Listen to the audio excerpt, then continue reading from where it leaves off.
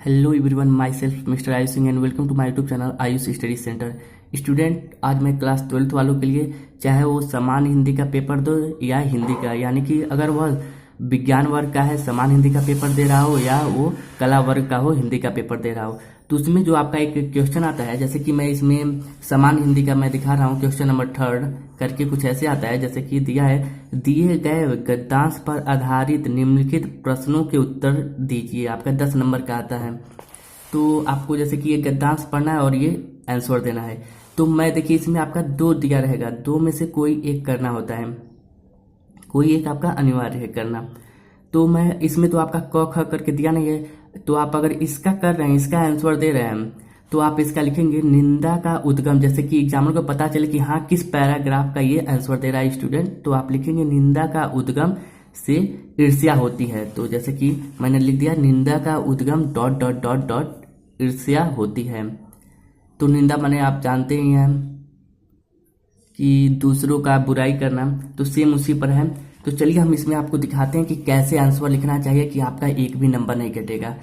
तो सबसे पहले आपको ऐसे हेडिंग डालना पड़ेगा, जैसे कि उत्तर संख्या आपका जो भी हो, किसी में अगर आप हिंदी वर्ग में है तो क्वेश्चन नंबर 2 हो तो क्वेश्चन नंबर यहाँ पर 2 लिखेंगे 2, तो यहाँ पर लिखेंगे उत्तर संख्या 3, उत्तर संख्या 3 ऐसे करके हेडिंग ऐसे कर लेंगे आप ब्रैकेट में। उसके बाद से जो पैराग्राफ जैसे निंदा का उद्गम डॉट डॉट डॉट ईर्ष्या होती है। अब आपका आता है कि आपका फर्स्ट क्वेश्चन है, उपर्युक्त गद्यांश के पाठ और लेखक का नाम लिखिए। तो जैसा कि अगर आप चैप्टर पढ़े हैं तो आप समझ जाएंगे ये किस पाठ का है और किस लेखक ने इसे लिखा है। तो हम आपको बताते हैं कि अब इसको कैसे लिखा जाता है। तो आप देखिए हमने यहाँ पर ग्रीन पेन का यूज किया है, लेकिन आप ब्लैक और ब्लू पेन का यूज करेंगे। मैं इसलिए ग्रीन पेन का यूज किया हूँ कि जिससे कि आपको ब्लैक और ब्लू यूज करते हैं तो वीडियो में उतनी अच्छी क्वालिटी से पता नहीं चल पाता कि कौन सा हेडिंग है कौन सा नहीं है, तो इसलिए मैंने ग्रीन पेन का यूज किया है। तो आप यहाँ पर लिखेंगे फर्स्ट। अब आपको यहाँ पर फर्स्ट डालने के बाद से आंसर नहीं लिखना है, आंसर नहीं लिखेंगे क्योंकि आपने ऑलरेडी यहाँ पर उत्तर लिखा है। बहुत बड़े क्या आते हैं फर्स्ट उत्तर करके लिखते हैं, फिर से नहीं, आपने ऑलरेडी यहाँ पर लिख चुके हैं। तो यहाँ पर लिखेंगे पाठ का नाम, यहाँ पर आपको लिखना रहेगा पाठ का नाम। एक हेडिंग डालेंगे, एक हेडिंग डालेंगे लेखक का नाम, ये 2 हेडिंग डालेंगे। अब पाठ का नाम जैसे कि निंदा रस आपका है तो आप यहाँ पर लिखेंगे निंदा रस पूर्ण विराम। फिर से लेखक आप इनके हैं हरिशंकर परसाई, हरिशंकर परसाई ऐसे लिख लेंगे। अब ये होगा क्वेश्चन नंबर फर्स्ट का आंसर। देखिए बहुत ही अच्छा लगेगा आप जब टोटल लिखेंगे। सेकंड है आपका, देखिए सेकंड क्वेश्चन कैसे आपका इसी तरह सब में रहेगा। जैसे कि आप इसके ऊपर वाला भी देख सकते हैं, पैराग्राफ कैसे ही है, पाठ का नाम और रेखांकित अंश की व्याख्या करना, इसमें भी रेखांकित अंश की व्याख्या करना। तो अब हम लोग डालेंगे सेकेंड, यहाँ पर सेकेंड डालेंगे यानी सेकेंड आंसर आपका हो जाएगा। सेकेंड डालेंगे तो आपको हेडिंग डालना है रेखांकित अंश की व्याख्या, जिससे कि जो कॉपी चेक करे उसे पता चल जाए कि आपने क्या कर रहा है इस आंसर में। तो आप डाल देंगे रेखांकित अंश की व्याख्या। अब देखिए आपका रेखांकित अंश कुछ ऐसे है, यही है आपका रेखांकित। इसकी केवल इतना की आपको व्याख्या करनी है, केवल इतने की व्याख्या करनी है आपको। इंद्र बड़ा इसराल माना जाता है। तो चलिए हम इसे साइड में रखकर बताते हैं। चलिए आप बुक में देख लीजिएगा, हम आप इसको साइड में रख चुके हैं। अब दोनों चीज साथ में नहीं दिखा सकते हैं, इसलिए उसको साइड में रखें आप, बस आप देखते रहिए कि कैसे लिखते हैं। तो आप जब भी व्याख्या करेंगे तो कुछ ऐसे करके लिखेंगे, इन पंक्तियों में लेखक कहता है। कभी भी आप व्याख्या शुरू करेंगे तो यही लिखेंगे लेखक कहता है, इतना तो आपको लिखना है पक्का। इन पंक्तियों में लेखक कहता है, चाहे लिखेंगे इन पंक्तियों में लेखक के अनुसार, चाहे केवल लेखक कहता है। तो इतना से शुरू करेंगे तो इससे एग्जामिनर को लगेगा कि हाँ व्याख्या में कुछ अंतर है। जैसे क्या करते हैं बच्चे, बहुत बच्चे वही सेम उतार देते हैं, तो ऐसा नहीं करना है। तो लिखेंगे इन पंक्तियों में लेखक कहता है कि, अब एक बार हम आपको पूरा पैराग्राफ पढ़ के सुना देते हैं रेखांकित वाला, उसके बाद से लिखने में आसानी होगी आपको समझने में भी कि क्या कहा गया है। इंद्र बड़ा ईर्ष्यालु माना जाता है क्योंकि वह निठल्ला है। स्वर्ग में देवताओं को बिना उगाया अन्न, बे बनाया महल और बिन बोए फल मिलते हैं। अकर्मण्यता में उन्हें अप्रतिष्ठित होने का भय बना रहता है, इसलिए कर्मी मनुष्यों से उन्हें ईर्ष्या होती है। तो चलिए अब देखिए कैसे लिखेंगे इसे। अब लिखेंगे कि पहले तो दिया था इंद्र, इन पंक्तियों में लेखक कहता है कि इंद्र बहुत ही ईर्ष्यालु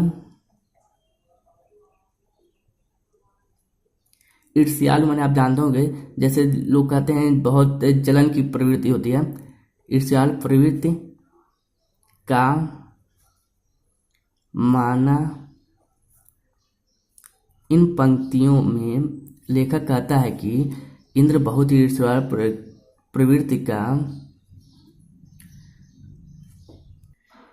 देखिए यहाँ पर सेंटेंस थोड़ा सही नहीं है। तो इंद्र को, अब जैसे कि आपका यहाँ पर कोई वर्ड छूट जाता है तो आप ऐसे एरो करके ऊपर लिख सकते हैं। इन पंक्तियों में लेखक कहता है कि इंद्र को बहुत ही ईर्ष्यालु प्रवृत्ति का माना जाता है।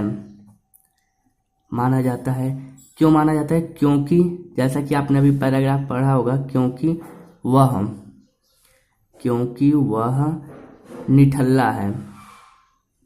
निठल्ला अगर आप जानते ना हो तो निठल्ला मतलब होता है वह कि जो कोई भी कार्य ना करे। तो स्वर्ग में आप जानते होंगे कोई भी किसी भी, ना तो वहां पर आपको खेती करनी हो तो ना कुछ भी, अर्थात आप यहाँ पर लिखेंगे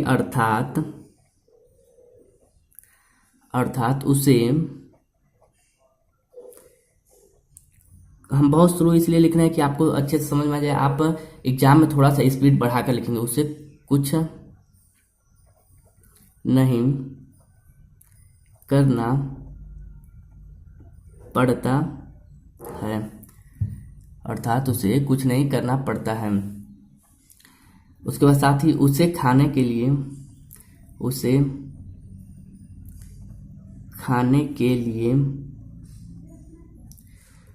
अन्न मन होता है भोजन, अन्न नहीं उगाना, अन्न मन होता है अनाज, जो आप अनाज कह लीजिए, उगाना पड़ता। जैसे कि आप स्वर्ग में जानते हैं सभी चीजें मिलती है, आपको कुछ वहां पर उगाना नहीं पड़ता है। तथा रहने के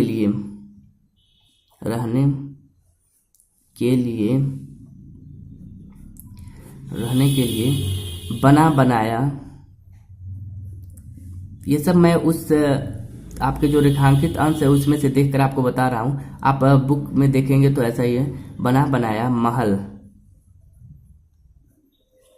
महल मिल जाता है।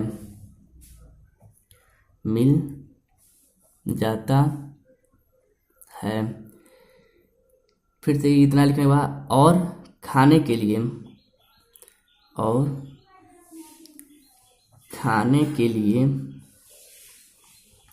जैसा कि आप जानते होंगे, और खाने के लिए फल भी मिल जाता है। फल भी, जैसा आपकी माइंड में जैसा उसका अर्थ निकले वैसा ही बस लिखना होता है, मिल जाता है। ये नहीं कि उसमें ज्यादा कुछ, जैसा आपको उसका अर्थ निकले आपके मन में उसी को आपको लिखना है। और साथ ही में अब देखिए आगे आपको एक बार दिखा देते हैं। दिया था अकर्मण्यता में उन्हें अप्रतिष्ठित होने का भय बना रहता है। जैसे कि आप महल देख लिए, देखिए महल भी है, फल भी है, इसको मैंने बता दिया है। तो अकर्मण्यता माने होता है कि जो कार्य न करता हो। तो किसी कार्य को न करने के कारण उससे, चाहे उन्हें अपने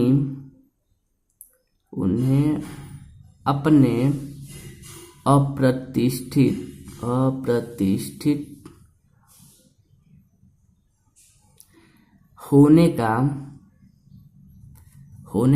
उसमें दिया था भय, भय माने होता है डर, भय बना रहता है, भय आपका बना रहता है। इसलिए अब लास्ट वाला लाइन आपको दिखा देते हैं, क्या दिया था, लास्ट वाला लाइन था, इसलिए कर्मी मनुष्यों से उन्हें ईर्ष्या होती है। यानी कि वो किसी व्यक्ति को कार्य करता हुआ देखकर उन्हें ईर्ष्या होती है कि कहीं ऐसा ना हो कि वह कार्य अच्छा कार्य करे, हमारी जगह वह ले लें। तो आप क्या लिखेंगे, इस अपने शब्दों में कैसे लिखेंगे, इसलिए वे किसी कर्मठ मन होता है काम करने वाला, कर्मठ व्यक्ति, इसलिए वह किसी कर्मठ व्यक्ति को श्रेष्ठ कर्म मन होता है कार्य, श्रेष्ठ कर्म करते देखकर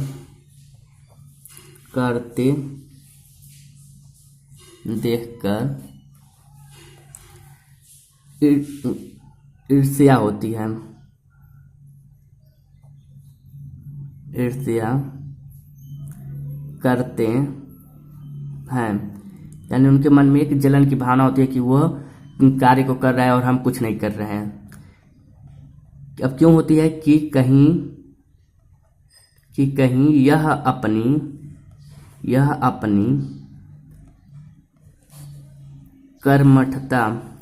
कर्मठता माने होता है काम करने की इच्छा से, कर्मठता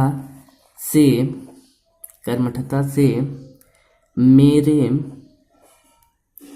पद, जैसा कि आप जानते होंगे स्वर्ग में सबसे बड़ा पद इंद्र को ही दिया गया है, मेरे पद को छीनना, या छीन माने होता है हासिल करना, छीन न ले, चाहे हासिल न कर ले। तो देखिए बहुत ही अच्छा, मात्र इतने ही शब्दों में आप इसका बहुत ही अच्छा कर दिए रेखांकित अंश की व्याख्या। जैसे कि आप पढ़ सकते हैं, इन पंक्तियों में लेखक कहता है कि इंद्र को बहुत ही ईर्ष्यालु प्रवृत्ति का माना जाता है, क्योंकि वह निठल्ला है, अर्थात उसे कुछ नहीं करना पड़ता है, उसे खाने के लिए अन्न नहीं उगाना पड़ता है तथा रहने के लिए बना बनाया महल मिल जाता है और खाने के लिए फल भी मिल जाता है।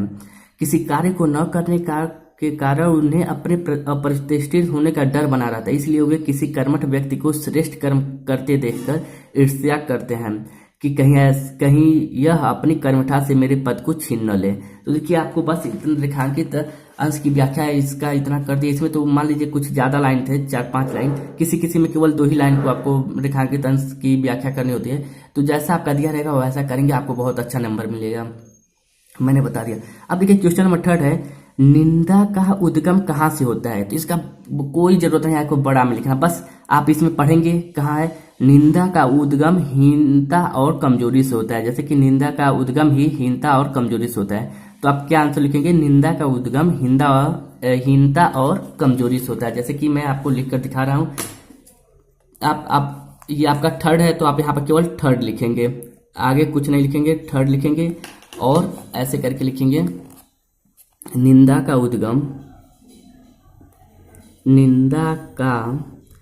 उद्गम माने आप जानते होंगे प्रारंभ, निंदा का उद्गम हीनता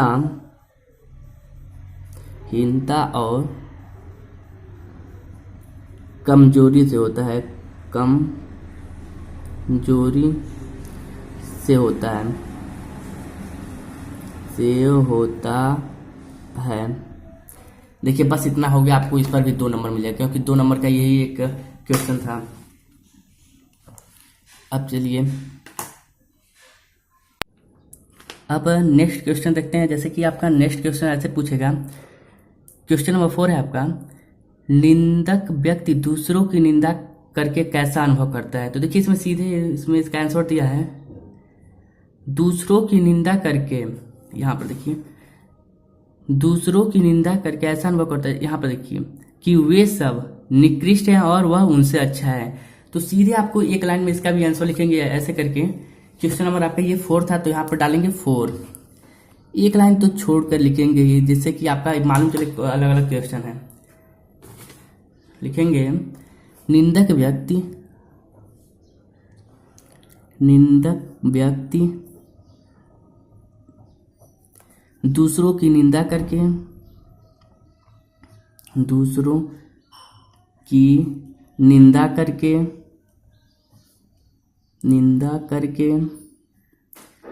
ऐसा अनुभव करता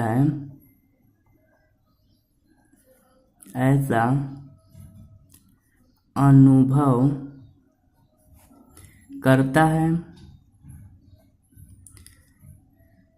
कि वे सब, अभी जैसा कि हमने दिखाया है कि वे सब निकृष्ट हैं और वह उनसे अच्छा है।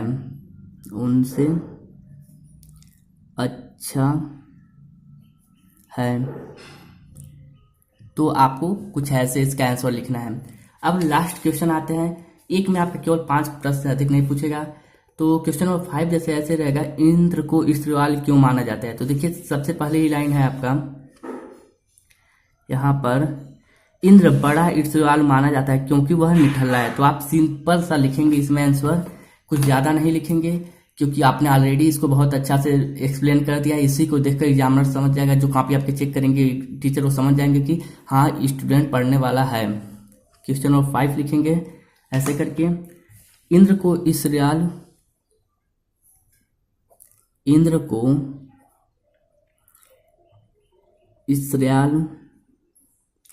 इसलिए माना जाता है।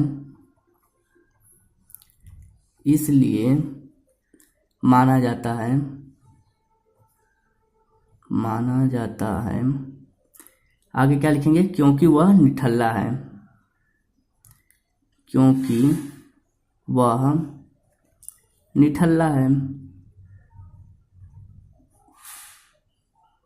बस इतना आपको लिखना है क्वेश्चन नंबर 3 में। देख लीजिए कितना अच्छा लगेगा, आप ऐसे लिखेंगे। क्वेश्चन नंबर 3 हेडिंग डालेंगे ऐसे करके, ऐसे हेडिंग डालेंगे क्वेश्चन नंबर उत्तर संख्या 3।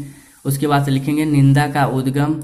ईर्ष्या होती है। इस पैराग्राफ का आप लिख रहे हैं। फर्स्ट आंसर लिखेंगे पाठ का नाम निंदा रस, सेकेंड आंसर लिखेंगे लेखक का, सेकेंड हेडिंग लिखेंगे हरिशंकर परसाई, लेखक का नाम हरिशंकर परसाई। उसके बाद रेखांकित अंश की व्याख्या करते हुए ऐसे आप लिखेंगे तो आपका क्वेश्चन बहुत ही अच्छा लगेगा और आपको टीचर इस पर फुल नंबर देगा, इसमें आपका एक भी नंबर नहीं कटेगा।